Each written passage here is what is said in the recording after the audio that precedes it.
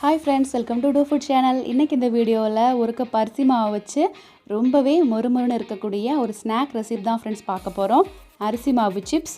இது ரொம்பவே ஈஸியாக பண்ணிடலாம். ரொம்ப நாள் வரை அது கெட்டு போகாமல் இருக்கும். ஸோ வாங்க இந்த சிப்ஸ் எப்படி பண்ணலான்னு பார்க்கலாம். இந்த சிப்ஸ் பண்ணுறதுக்கு ஸ்டவ்வில் ஒரு பாத்திரத்தை வச்சுட்டு அதில் ஒரு கப் தண்ணி சேர்த்துக்கலாம். சேர்த்துட்டு அதில் ஒரு ஸ்பூன் எண்ணெய் சேர்த்துடலாம். அது கூடவே அரை டீஸ்பூன் உப்பு சேர்த்துடலாம். சேர்த்துட்டு இது நல்லா மிக்ஸ் பண்ணி விட்டுருங்க. இப்போ அதில் அரை டீஸ்பூன் ஓமம் சேர்க்க போகிறேன். உங்களுக்கு அந்த ஓமத்தோட ஃப்ளேவர் பிடிக்கலன்னா நீங்கள் அதை ஸ்கிப் பண்ணிக்கலாம். அது கூடவே அரை டீஸ்பூன் சீரகம் சேர்த்துக்கலாம். சேர்த்துட்டு இதில் நான் எந்த கப்புக்கு தண்ணி எடுத்தேனோ அதே கப்புக்கு ஒரு கப் அரிசி மாவு எடுத்துகிட்டு ஸ்டவ்வை மீடியம் ஃப்ளேமுக்கு மாற்றிக்கோங்க. இதுக்கப்புறம் மாற்றிட்டு இது நல்லா கலந்து விடணும்.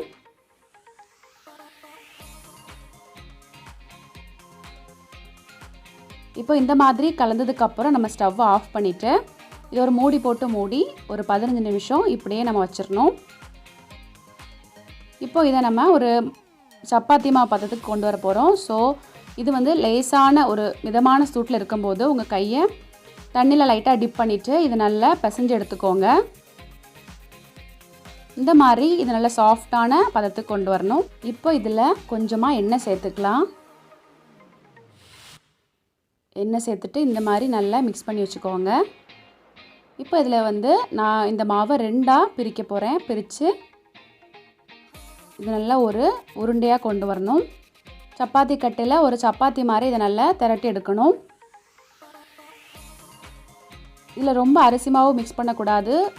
கொஞ்சமாக எண்ணெய் சேர்த்துட்டு நல்லா இந்த மாதிரி சப்பாத்தி மாவு நம்ம திரட்டுவோம்ல அதே மாதிரி நல்லா பெருசாக திரட்டி எடுக்கணும். நல்லா மெல்லிசாக திரட்டி எடுங்க. அதோட திக்னஸ் வந்து ரொம்பவே கம்மியாக இருக்கணும். நல்ல மெல்லிசாக இருந்தால் தான் சிப்ஸ் சூப்பராக வரும். இப்போ ஒரு நைஃப் யூஸ் பண்ணி அல்லது ஒரு கட்டர் யூஸ் பண்ணி நம்ம இதை கட் பண்ண போகிறோம். உங்களுக்கு எந்த ஷேப் வேணுமோ அந்த ஷேப்பில் கட் பண்ணிக்கோங்க. நிறைய ஷேப்பில் இதை நம்ம ப்ரிப்பேர் பண்ணலாம். ரவுண்ட் ஷேப்பில், ஸ்கொயர் ஷேப்பில் நிறைய ஷேப் நம்ம இதில் ட்ரை பண்ணலாம். ஸோ இந்த மாதிரி நல்லா கட் பண்ணி எடுத்துக்கோங்க. நான் இன்றைக்கி இந்த மாதிரி ஷேப்பில் எடுத்திருக்கேன். நிறைய ஷேப்பில் இதை நம்ம பண்ணலாம். உங்களுக்கு ரவுண்ட் ஷேப்பில் வேணும்னா அதிலேருந்து கொஞ்சமாக சின்ன உருண்டையாக நம்ம வந்து அதிலேருந்து எடுக்கணும். எடுத்து இந்த மாதிரி நம்ம கையினாலே வச்சு நல்லா டைட்டாக ப்ரெஸ் பண்ணாலே போதும். இந்த மாதிரி நல்லா ரவுண்ட் ஷேப்பில் கிடைக்கும். இதை நம்ம யூஸ் பண்ணிக்கலாம். இப்போது இந்த மாதிரி ப்ரிப்பேர் பண்ணியாச்சு. நம்ம இது எண்ணெயில் போட்டு பொரிச்சு எடுக்கலாம்.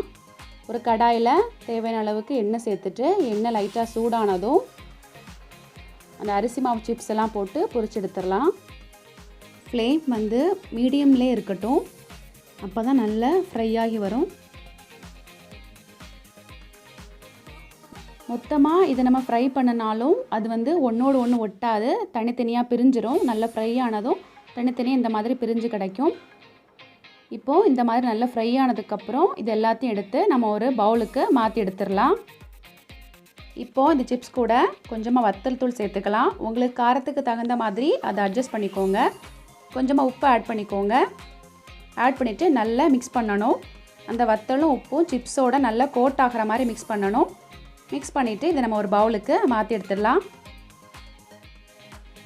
சூப்பரான அரிசி மாவு சிப்ஸ் ரெடி ஆயாச்சு.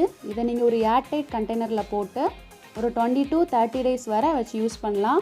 ரொம்பவே டேஸ்ட்டாக இருக்கும். கண்டிப்பாக ட்ரை பண்ணி பாருங்கள். இந்த வீடியோ உங்களுக்கு பிடிச்சிருந்தா லைக் பண்ணுங்கள், ஃப்ரெண்ட்ஸோட ஷேர் பண்ணுங்கள். நம்ம டூ ஃபுட் சேனலுக்கு சப்ஸ்கிரைப் கொடுங்க. பக்கத்தில் இருக்க பெல் ஐக்கானை கிளிக் பண்ணிக்கோங்க.